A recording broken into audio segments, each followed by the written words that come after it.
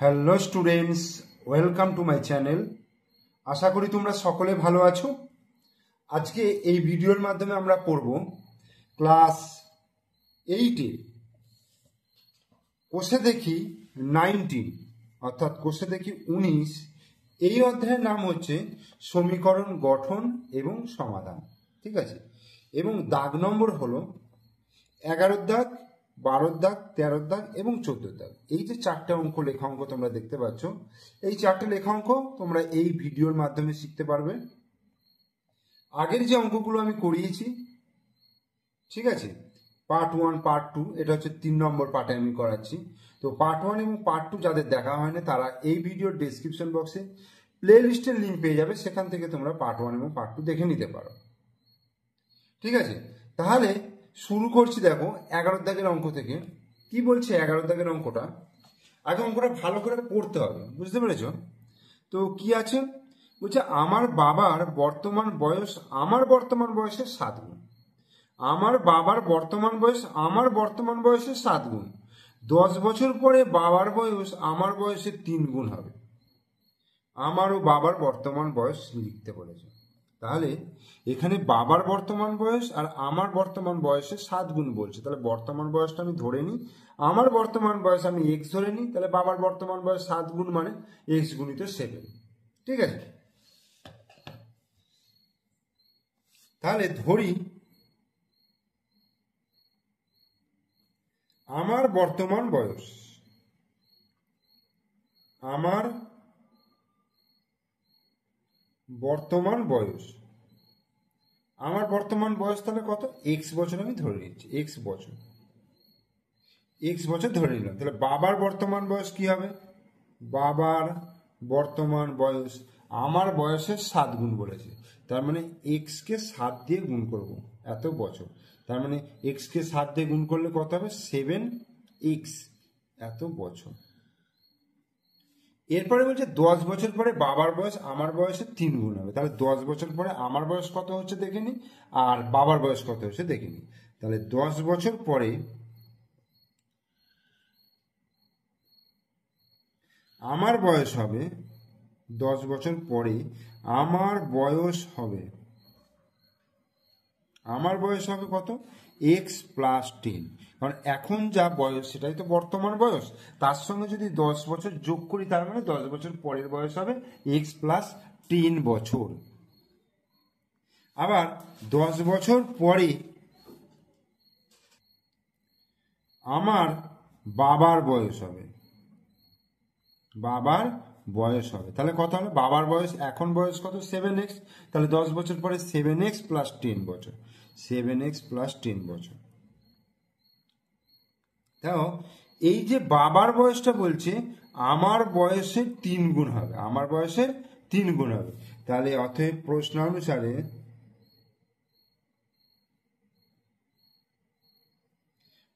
অনুসারে কি হবে? আমার বয়সের 3 গুণ হবে বাবার বয়স। তাহলে বাবার বয়সটা দেখো, বাবার বয়স এটা সমান হচ্ছে 3 গুণিত আমার বয়স, মানে 3 গুণিত এক্স প্লাস 10। এইটা হলো নির্ণয় সমীকরণ। তাহলে ইহাই হলো নির্ণয় সমীকরণ, ইহাই হলো নির্ণয় সমীকরণ। এরপরে দেখো সমাধান করব। তো দেখো 7x প্লাস 10 এটা লিখলাম, 7x প্লাস 10 এটা সমান 3 দিয়ে এটাকে গুণ করছি। দেখো 3x প্লাস 3 10 30, 7x প্লাস 10 হলো, আর এদিকে কত হবে? 3x plus 3 10 30। এই এবার 7x, এই 3xটাকে আমি যদি বাঁ দিকে নিয়ে আসি তাহলে মাইনাস 3x হলো, সমান 30টা ডান দিকে রয়েছে এখানে রাখলাম, আর 10টা বাঁ দিকে রয়েছে, আমি ডান দিকে নিয়ে গেলে কি হবে? চিহ্ন চেঞ্জ হবে, তাহলে মাইনাস 10 হয়ে যাবে। তাহলে 7x থেকে 3x যদি বিয়োগ করি তাহলে কত হবে? 4x হবে। তাহলে 4x সমান 30 মাইনাস 10 মানে 20, বা x সমান তাহলে কত হয়ে গেল? 20/4, অর্থাৎ 4 5 20। তাহলে x সমান কত হয়ে গেল? 5। বোঝা গেল? x সমান 5 হয়ে গেল। তো আমার এখানে কি বার করতে বলেছে? আমার আর বাবার বর্তমান বয়স। তাহলে আমার বর্তমান বয়স এক্স বছর, আমার বর্তমান বয়স এক্স বছর মানে 5 বছর, আর বাবার বর্তমান বয়স 7 গুণিত 5 35 বছর। তাহলে উত্তরটা কি লিখব? অতএব আমার বর্তমান বয়স আমার বর্তমান বয়স হচ্ছে 5 বছর, আর বাবার বর্তমান বয়স 5 গুণিত 7 মানে 7 গুণ 5 7 35 বছর। এই দুটো অ্যান্সার।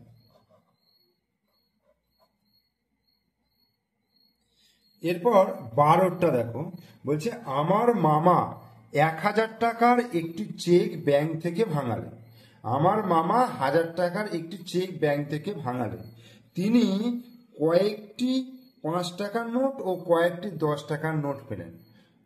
কি ভাঙিয়ে কি পেলেন? 5 টাকার নোট পেলেন আর 10 টাকার নোট পেলেন। যদি মামা মোট 137টা নোট পেয়ে থাকেন তাহলে কতগুলো 5 টাকার নোট পেলেন?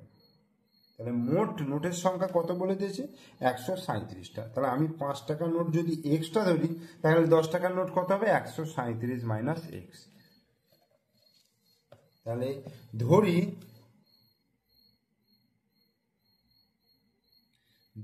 5 টাকার নোটের সংখ্যা, 5 টাকার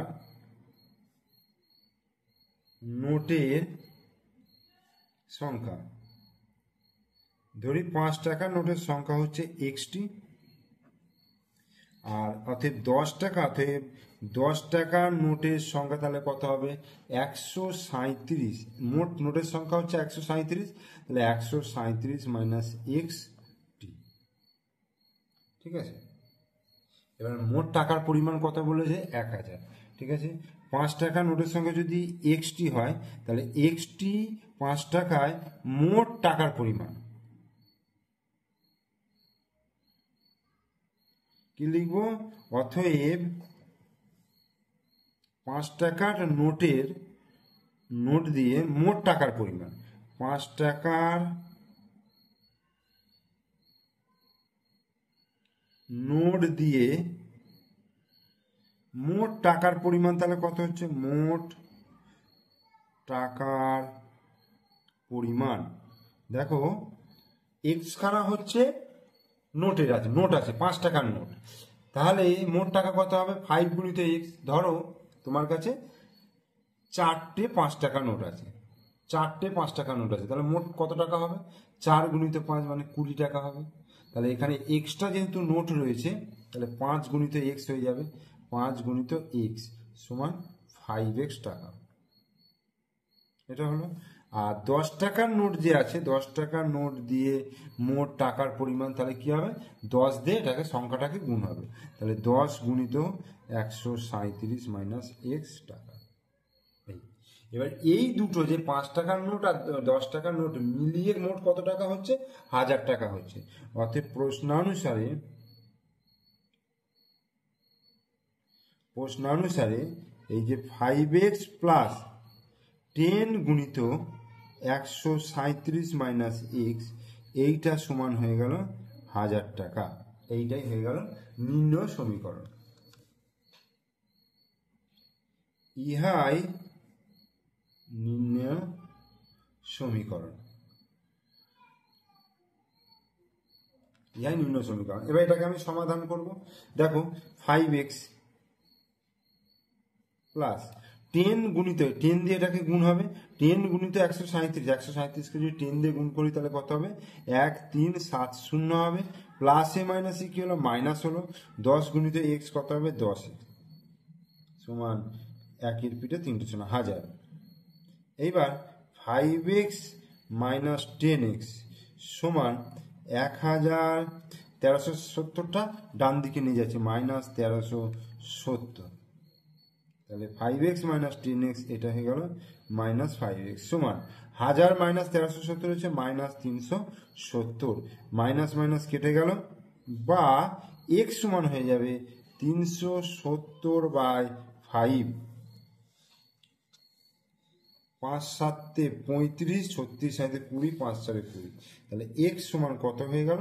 74 হয়ে গেল, তাই না? আমি এবার এক্স কি ধরেছিলাম, 5 টাকার নোটের সংখ্যা এক্সটি ধরেছিলাম, তাহলে এখানে এক্স মান 74 বেরোলো। অতএব কি লিখবো, অতএব 5 টাকার নোটের সংখ্যা, 5 টাকার নোটের সংখ্যা কত হয়ে যাবে, 74টি অ্যান্সার। এরপর 13 নম্বরটা দেখো, বলছে আমাদের গ্রামের সালেম চাচা সরকারি চাকরি থেকে অবসর গ্রহণ করার পর তার সঞ্চয়ের 1/2 অংশ দিয়ে একটি বাড়ি কেনেন। হঠাৎ বিপদে পড়ে তিনি বাড়িটি বিক্রি করে কেনা দামের 5% বেশি পান। যদি তিনি বাড়িটি এত টাকা বেশি দামে বিক্রি করতেন তাহলে কেনা দামের উপর 8% বেশি পেতেন। সালেম চাচা কত টাকায় বাড়িটি কিনেছিলেন এবং তার সঞ্চয় কত ছিল? ঠিক আছে, তো এখানে দেখো কি বলছে, অবসর গ্রহণ করার পর তার সঞ্চয়ের 1/3 অংশ দিয়ে বাড়ি কেনে, তাহলে তার সঞ্চয়ের পরিমাণ কত, এক্স টাকা। তাহলে বাড়ি কিনেন কত টাকা, x/2 টাকা। আগে এটা লিখে নি। ধরি সালেম চাচার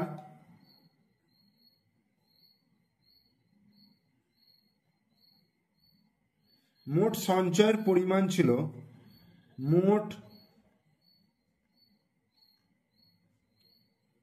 সঞ্চয়ের পরিমাণ ছিল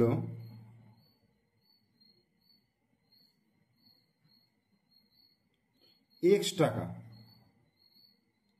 ঠিক আছে, ধরি সালেম চাচার মোট সঞ্চয়ের পরিমাণ ছিল এক্স টাকা, তাহলে তিনি বাড়ি কিনেছিলেন কত টাকায়, তিনি বাড়ি কেনেন কত টাকায়, এর 1/2 অংশ, এর 1/2 মানে এক সঞ্চয়ের 1/2, এক্স গুণিত 1/2 টাকা, তার মানে x/2 টাকা। এই এবার দেখো, হঠাৎ বিপদে পড়ে তিনি বাড়িটি বিক্রি করে কেনা দামের উপর 5% বেশি পান। এই যে x/2 টাকায় তিনি কেনেন, এর উপরে 5% বেশি পান। আর যদি তিনি বাড়িটি এত টাকা বেশি দামে বিক্রি করতেন তাহলে কেনা দামের উপর 8% বেশি পেতেন। এই যে দেখো, ভাবো 3,450 টাকা, মানে যে দামে বিক্রি করেছেন তার থেকেও যদি 3,450 টাকা বেশি দামে বিক্রি করতেন তাহলে তার 8% লাভ হতো। 5%-এ যা লাভ হতো তার থেকে 8%-এ বলছে 3,450 টাকা। তার মানে এই 3,450 টাকাটা কোনটা, এই যে 8% মাইনাস 5%, যে 3% যে বাড়ছে সেই 3% টাকা মানে হচ্ছে 3,450 টাকা, তাই না? এখানে বলছে বাড়িটি বিক্রি করে কেনা দামের উপর 5% বেশি পান, ঠিক আছে, ভালো কথা। এবার যদি এত টাকা বেশি দামে বিক্রি করতেন তাহলে কেনা দামের উপর 8% বেশি পেতেন, মানে 5%-এ যা পেতেন 8%-এ যদি বিক্রি করতেন তাহলে এত টাকা বেশি হতো। তার মানে বেশি কত হচ্ছে, 8% মাইনাস 5% 3%। তাহলে কি লিখবো, অর্থাৎ তিনি যদি কেনা দামের উপরে 5% এর পরিবর্তে 8% বেশি দামে বিক্রি করেন, বেশি দামে বিক্রি করেন, তবে তিনি 3,450 টাকা বেশি পেতেন।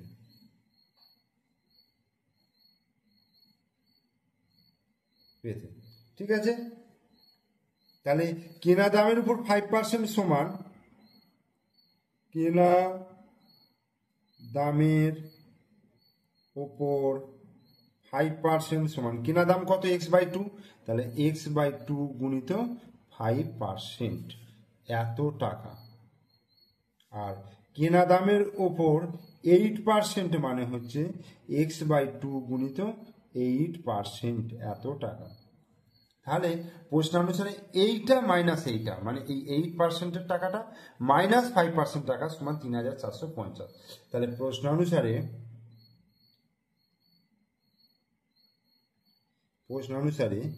x/2 গুণিত 8% মাইনাস x/2 গুণিত 5% সমান কত টাকা বেশি পেতেন?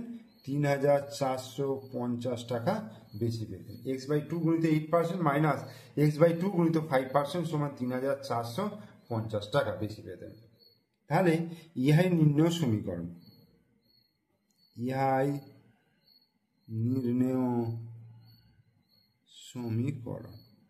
এই হলো।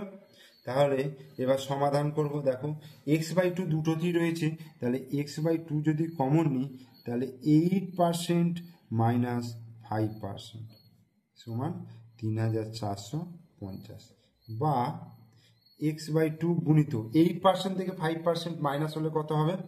3% সমান 3450, বা x/2 গুণিত 3% মানে 3/100, এটা সমান 3450। এই তাহলে 3 গুণিত x কত হচ্ছে? 3x, আর 2 গুণিত 100 200, এটা সমান 3450, বা তাহলে 3x সমান তাহলে কত হয়ে গেল? এটা গুণিত 200, 3450 গুণিত 200, বা x সমান তাহলে হয়ে গেল 3450 গুণিত 200/3। তাহলে 3 একে 3, 3 একে 3, 3 5 15, 0 1150 সমান 0 0 0, 3টে 0 হলো, আর 15 2 5 2 10 0, হাতে 1, 2 একে 2 একে 3, 2 একে 2, এই যে 2,30,000 টাকা। আমরা তিনি এখানে কি উত্তরটা চেয়েছে? এখানে উত্তরটা চেয়েছে যে কত টাকায় বাড়িটি কিনেছিলেন। বাড়িটা কিনেছিলেন তার মানে x/2 মানে 2,30,000/2। তাহলে অতএব তিনি বাড়িটি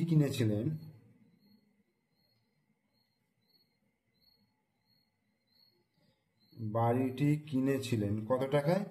2,30,000 বাই x/2 মানে 2, তার মানে 2 একে 2, 2 একে 2, 5 2 10, 3টে 0, তাহলে 1,15,000 টাকা।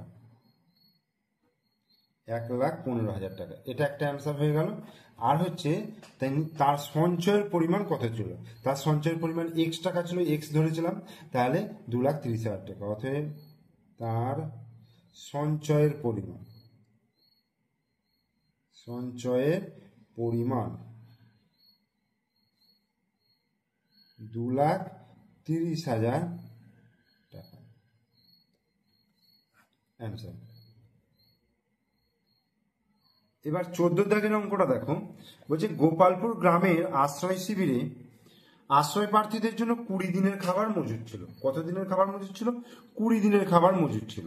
7 দিন পরে আরো 100 জন আশ্রয় প্রার্থী সেই শিবিরে আশ্রয় নিলে 11 দিনের মাথায় সব খাবার শেষ হয়ে যায়। 7 দিন চলেছে খাবার, ঠিক আছে, 20 দিনের মধ্যে 7 দিন চলে গেছে, বাকি রয়েছে 13 দিনের। সেই 13 দিনের খাবারে 100 জন, মানে 13 দিনের যে খাবার রয়েছে সেখানে 100 জন আশ্রয় প্রার্থী সেই শিবিরে আবার আশ্রয় নিয়েছে, এবং 11 দিনের মাথায় সব খাবার শেষ হয়ে যাবে। তাহলে প্রথমে কতজন আশ্রয় প্রার্থী ছিল? তাহলে আমি ধরে নেব প্রথমে x জন আশ্রয় প্রার্থী ছিল। প্রথমে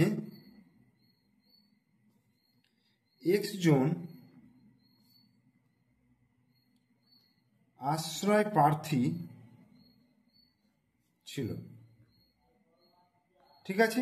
এবার এই x জনের কত দিনের খাবার মজুদ ছিল? 20 দিনের খাবার মজুদ ছিল। তাহলে x জন আশ্রয় প্রার্থীর